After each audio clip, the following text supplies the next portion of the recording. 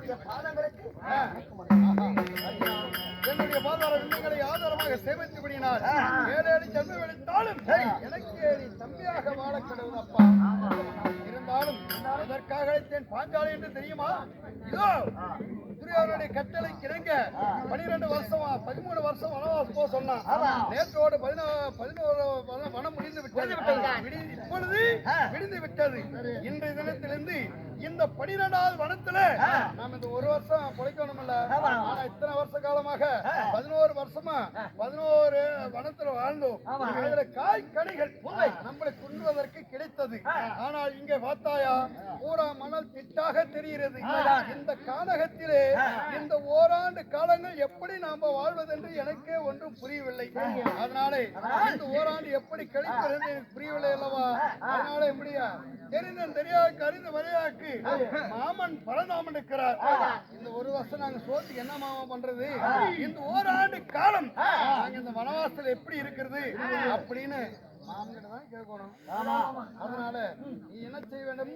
நம்மளை அனைவருமே மாமனை கோரி தவம் செய்தால் நம்மளுக்கு எங்க இருந்தாலும் நம்முடைய ஆபத்தை காப்பாற்பார் அல்லவா? அதனால மாமனை அழைப்போமா?